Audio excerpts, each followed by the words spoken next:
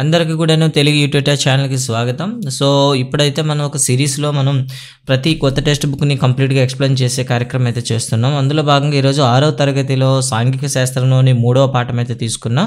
So 3వ పాఠం అయితే మీకు క్లియర్గా కనిపిస్తుంది, పటములు. సో ఈ పటములు అనే పాఠ్యాంశం ద్వారా విద్యార్థులు అభ్యసన ఫలితాలు ఇవ్వడం జరిగింది. పటంలోని ముఖ్య అంశాలను తెలుసుకుంటారు, వివిధ రకాల పటాలను వర్గీకరించగలుగుతారు, ప్రపంచ పటంలో ఖండాలు, సముద్రాలను గుర్తించగలుగుతారని ఇవ్వడం జరిగింది. సో పాఠంలోకి వెళ్ళినట్లయితే మొదట మనకు ఒక డయాగ్రామ్ కనిపిస్తుంది. ఈ డయాగ్రామ్లో ఏమి ఇచ్చారంటే మనకు ఉండేటటువంటి గ్లోబ్లో ఉండేటటువంటి అవుటర్ షీట్ని కట్ చేసి మనకి ఓవల్ షేప్లో ఇచ్చారు. ఇక్కడ చూసినట్లయితే ప్రతిదీ ఉంది, ఒక ఖండం అయితే మిస్ అయింది, ఆస్ట్రేలియా పేరు అయితే ఇక్కడ రాయలేదు.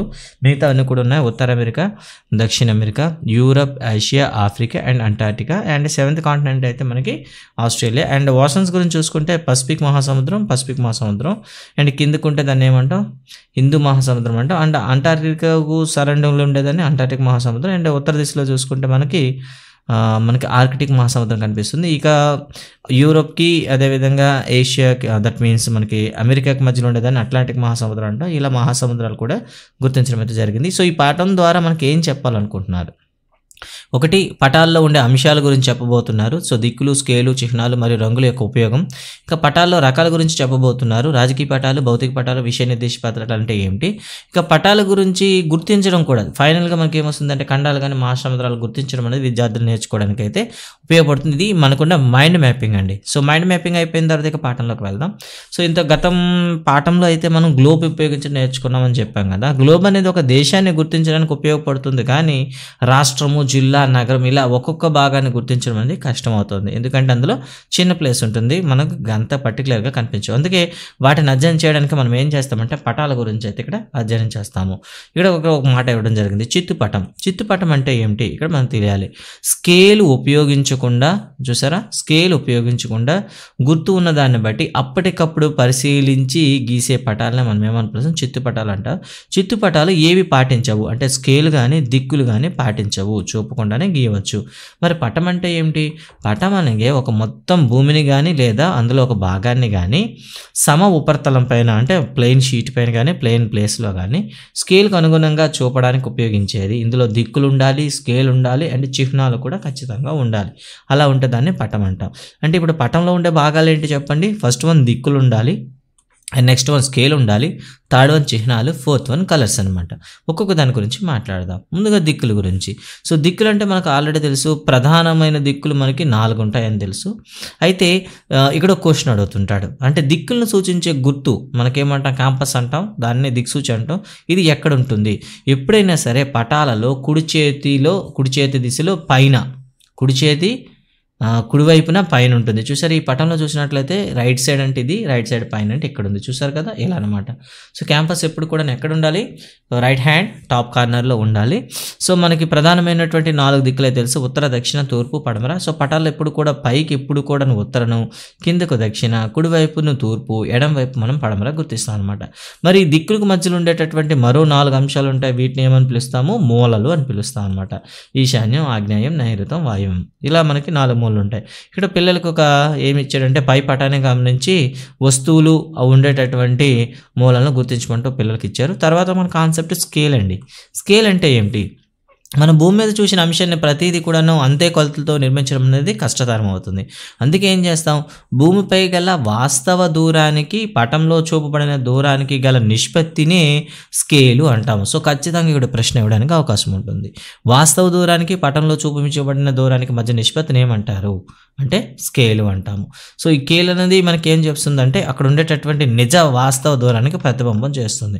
విద్యార్థులకు ఒక క్వశ్చన్ అయితే ఇవ్వడం జరిగింది. ఇక్కడ కొన్ని స్కేల్ అయితే ఇవ్వడం జరిగింది. దీని ఆధారంగా చేసుకొని ఒక ఎక్సర్సైజ్ అయితే ఇవ్వడం జరిగింది. పోస్ట్ ఆఫీస్కి రాజు ఇంటికి మధ్య దూరం రాజు మరియు పూజ అని ఇలా ఇవ్వడం జరిగింది అనమాట. ఇక చిహ్నాల గురించి మాట్లాడుకుందాం. సాధారణంగా ఒక పటాన్ని మనం గుర్తించేటప్పుడు అందులో అన్ని అంశాలని కూడాను వైవిధ్యంగా అంటే దేనికది క్లియర్గా చెప్పాలంటే ఖచ్చితంగా చిహ్నాలు అనేవి అత్యంత ముఖ్యమైన అంశం అనమాట. భవనాలు, రహదారులు, వంతెనలు, చెట్లు, రైలు మార్గాలు, బావి వంటి వివిధ అంశాలని వాస్తవ పరిమాణం అనే ఆకారంలో చూపలేం. కాబట్టి అందుకే కొన్నిసార్లు అక్షరాలు వాడతాం, కొన్నిసార్లు చిత్రాలు వాడతాం, కొన్నిసారి కలర్స్ వాడతాం అనమాట. అక్షరాలు కానీ, రంగులు కానీ, చిత్రాలు కానీ గీతలతో సూచిస్తాం అనమాట. ఈ చిహ్నాలు తక్కువ స్థలంలో ఎంతో ఎక్కువ సమాచారాన్ని ఇస్తాయి. వీటిని ఉపయోగించడం వలన పటాలు గీయడం, చదవడం కూడా చాలా సులభతరం అవుతుంది. సో ఒక ప్రాంతంలో ఒక భాష తెలియకపోయినా మ్యాప్ చూసి మనమైతే ఈజీగా చెప్పొచ్చు. మరి ఇక్కడ కొన్ని చిహ్నాలు అయితే ఇవ్వడం జరిగింది, చాలా ఇంపార్టెంట్. చూడండి ఒకసారి. ఎక్కువ డిస్టెన్స్ ఉంటే బ్రాడ్ గేజ్, అండ్ ఇలా డాటెడ్ లైన్స్ ఉంటే వాటిని కచ్చా రోడ్డు, స్ట్రైట్ లైన్స్ ఉంటే పక్కా రోడ్డు, ఇలా చెట్లు ఇల్లు అయితే సింబల్, ఇలా ఉంటే నదులు, ఇలా ఉంటే మసీదు. సో చర్చ్ అంటే మీకు క్రాస్ ఉంటుంది, చర్చి. అండ్ దేవాలయం అయితే మనం ఈజీ చెప్పొచ్చు. స్కూల్ కనిపిస్తుంది.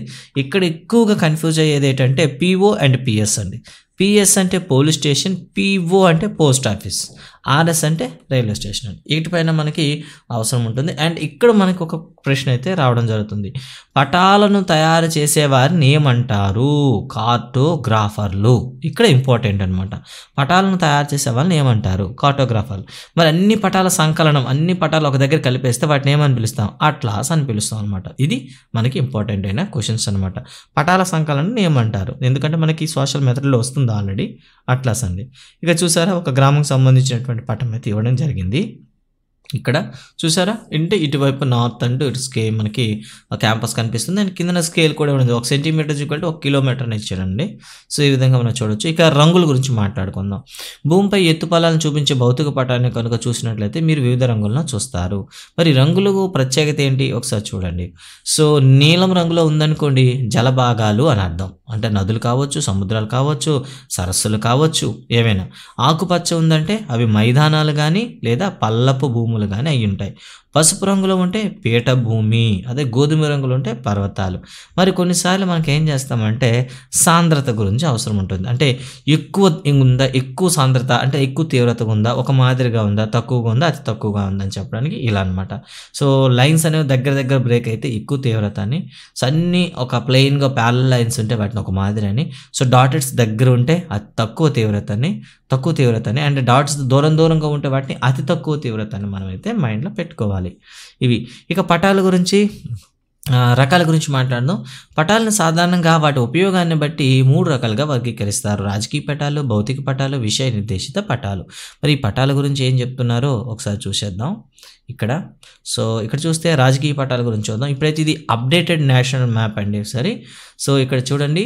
సో అంటే గ్రామాలు, నగరాలు, పట్టణాలు, జిల్లాలు, రాష్ట్రాలు మరియు దేశాల సరిహద్దులు చూపించేవి రాజకీయ పటాలండి. మరి ఇక్కడ చూసినట్లయితే మనకి కాశ్మీర్లో ఒక కొత్తది కనిపిస్తుంది, లడక్ కనిపిస్తుంది, శ్రీనగర్, జమ్మూ మనకి విడదీసి అయితే కనిపిస్తుంది. మీరు ఒకసారి చూడొచ్చు. ఓకే, ఇలా అనమాట. ఇది కొత్తగా ఉండేటటువంటి న్యూ మ్యాప్ అండి. సో ఇది మన టెక్స్ట్ బుక్లో ప్రింట్ చేశారు. ఇక తర్వాత చూద్దాం.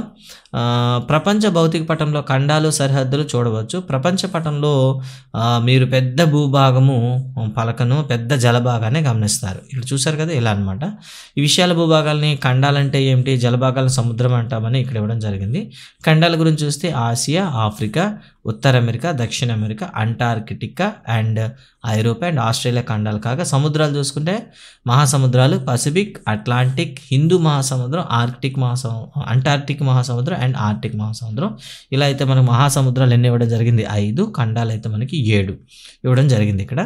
తర్వాత చూస్తే మీకు తెలుసు అంటే ఒక మాట ఇవ్వడం జరిగింది. ఆసియా ప్రపంచంలోనే పెద్ద ఖండం కాగా భారతదేశం అందులో ఒక భాగం. భారతదేశం పాకిస్తాన్, ఆఫ్ఘనిస్తాన్, చైనా, నేపాల్, బంగ్లాదేశ్, మయన్మార్ మరియు భూటాన్లతో భూ సరిహద్దుని కలిగి ఉంది. చూసారా ఎన్ని దేశాలతో ఉందో ఇక్కడ మీకు ప్రశ్న అడుగుతారు అనమాట. 1, 2, 3, 4, 5, 6, 7 అంటే భారతదేశం ఎన్ని దేశాలతో భూ సరిహద్దుని కలిగి ఉంది? 7. ఓకే, రాజకీయ పటాలంటే సరిహద్దులు సూచించేవి. ఇక భౌతిక పటాల గురించి చూడండి. ఇక్కడ భౌతిక పటం చూసినట్లయితే శాటిలైట్ మ్యాప్స్ అంటాం కదా, అంటే శాటిలైట్ నుండి బయట నుండి మనం తీస్తే అలా కనిపిస్తుంది అలా. సో ఇక్కడ మనకి ఇక్కడ మీరు పరిశీలించినట్లయితే 2 రకాల స్కేన్లు ఇక్కడ కనిపిస్తూ ఉంటాయి. సో మీకోసం జూమ్ చేస్తున్నాను. సో ఈ భౌతిక పటాలు మనం పరిశీలించేటప్పుడు సో మనకు కనిపించేది వాస్తవంగా ఇది ఒక మ్యాప్, ఇది ఒక పటం అండి. సో 1 సెకండ్ అండి మీకోసం. సో ఇక్కడ కనిపిస్తుందా, ఇది మనకి నార్మల్గా డిస్టెన్స్ మ్యాప్ అయితే ఇక్కడ కనిపించేది ఇది ఎత్తులను సూచించే స్కేల్ అండి. అంటే సముద్ర మట్టం నుండి మట్టంలో ఉంటే గ్రీన్ అని, అదే 200 ఉంటే ఈ ఎల్లో అని, అదే 1000 అయితే రెడ్ అని, ఇలా మీకు 9000 అయితే వైట్ అని. అంటే ఇక్కడ మనకు క్వశ్చన్ ఇండైరెక్ట్గా అడుగుతాడు. సో సముద్ర మట్టం నుండి అత్యధిక ఎత్తులో ఉండే వాటికి ఏ రంగు వాడతారు, ఇక్కడ క్లియర్గా మీరు చెప్పవచ్చు తెలుపు రంగు వాడతారు. ఓకేనా. సో పటాలను చూసి మీరైతే గస్ చేయాలి. సో ఇదండి మనకి. సో భౌతిక పటాలు అనేవి మనకి పర్వతాలు కానివ్వండి, అదేవిధంగా భూభాగ నైసర్గిక స్వరూపాలు అంటాం కదా, ఆ స్వరూపాలను చెప్పడానికి అయితే ఎక్కువగా యూజ్ చేస్తుంటారు. సో పర్వతాలు, పీఠభూములు, మైదానాలు, సముద్రాలు, నదులు, ఎడార్లు వంటి భౌగోళిక స్వరూపాలను రచిస్తాయి. సో ఇదండి. తర్వాత మనం చూస్తే విషయ నిర్దేశిత పటాలు అంటే ఒక ప్రత్యేకమైన అంశాన్ని సంబంధించి మనం ఏదైనా పరిశీలిస్తే ఆ అంశానికి సంబంధించి వివరణ దొరికే వాటిని విషయ నిర్దేశిత పటాలు అంటారు. అంటే ఉదాహరణకు భూమి వినియోగం అంటే వ్యవసాయానికి ఎలా ఉపయోగిస్తున్నారు, లేదా ఒక దేశంలో ఉష్ణోగ్రత ఏ విధంగా విస్తరించింది, లేదా వర్షపాతం కానీ, జనాభా, నేలలు, అడవులు, పంటలు, ఖనిజాలు, పరిశ్రమలు, రైలు మార్గాలు, రోడ్డు మార్గాలు, జల మార్గాలు, ఇలా ఒక టాపిక్ని తీసుకొని ఆ టాపిక్కి సంబంధించిన విషయాలు మాత్రమే మ్యాప్లో మనకు కనిపిస్తాయి అనమాట. ఇక్కడ మ్యాప్ చూడండి మీకు ఏం కనిపిస్తున్నాయో అని అడిగాడు అనమాట. నిజాన్ని చూస్తే కొన్ని పంటల గురించి ఇచ్చాను. అంటే ఇది ప్రధానంగా మనకి భారతదేశంలో పండే పంటలను సూచించే పటం అనమాట. సో ఇలా ఒక ప్రత్యేకమైన కాన్సెప్ట్ గురించి చెప్తుందాన్ని విషయ నిర్దేశిత పటాలు అంటారు. అయితే ఇక్కడ స్కేల్ ఆధారంగా పటాలు ఎన్ని రకాలుగా వర్గీకరిస్తారు. ఇప్పుడు ఇది అయితే మనకి కొత్త టాపిక్ అండి. ఇప్పుడు వరకు చదివింది పాతదే మనకు ఉండేది. పెద్ద తరహా పటాలు, చిన్న తరహా పటాలు. పేర్లో చూసి కన్ఫ్యూజ్ అవ్వద్దు, ఇది కంప్లీట్గా రివర్స్లో ఉంటుంది. పెద్ద తరహా పటాలు అంటే ఏమిటి, ఒక చిన్న ప్రాంతాలను గురించి తెలియజేస్తాయి. చూసారా, పెద్ద తరహా పటాలు చిన్న ప్రాంతాలు, చిన్న తరహా పటాలు పెద్ద ప్రాంతాలు. చూడండి ఒకసారి. కాబట్టి రివర్స్లో ఉంటాయి, కన్ఫ్యూజ్ అవ్వద్దండి. పెద్ద తరహా పటాలు అనేవి చిన్న ప్రాంతాల గురించి తెలియజేస్తాయి. ఇవి నేను ముఖ్యంగా భూ నైసర్గిక పటాలు కావచ్చు, అంటే టోపోగ్రాఫికల్ మ్యాప్స్ అవ్వచ్చు, సరిహద్దులను చూపించే పటాలు కావచ్చు, దట్ ఈజ్ కెడస్ట్రల్ మ్యాప్స్ అంటాము. ఓకేనా. సో ఇది సాధారణంగా గుర్తుంచుకోవాలి. పెద్ద తరహా పటాలను దేనికి సంబంధించినవి అంటే ఒక వ్యక్తికి సంబంధించినటువంటి ఆస్తికి సంబంధించిన పటాలు కూడా ఇందులో ఉంటాయన్నమాట. ఇక చిన్న తరహా పటాల గురించి చూద్దాం. సో ఇవనేసరికి ఏమవుతుంది, పెద్ద ప్రాంతాలను సూచిస్తాయి. సో పెద్ద ప్రాంతాలను చూసేటప్పుడు పెద్ద ప్రాంతాలన్నీ కూడా చిన్న చిన్నగా కనిపిస్తాయి అన్నమాట. ఉదాహరణకి మనకి వాల్ మ్యాప్స్ చూస్తుంటాం, అంటే గోడకు తగిలించే పటాలు కావచ్చు, తరగతి గదిలో బోధన కోసం ఉపయోగించే పరిపాలన పరంగా ఉపయోగపడతాయి, అలాగే రాజకీయ విభాగాలు చూపించే పటాలు అనమాట. ఇవి చిన్న తరహా పటాలు. చిన్న తరహా పటాలు పెద్ద ప్రాంతాలు సూచిస్తాయి, పెద్ద తరహా పటాలు చిన్నవి. అసలు పటాల యొక్క ఉపయోగం ఏంటి ఇక్కడ ఇవ్వడం జరిగింది. పటాలు దేశాలు, రాష్ట్రాలు, జిల్లాలు వాటిని గుర్తించడానికి ఉపయోగపడతాయి. పర్వతాలు, పీఠభూమి, మైదానాలను చూడవచ్చు.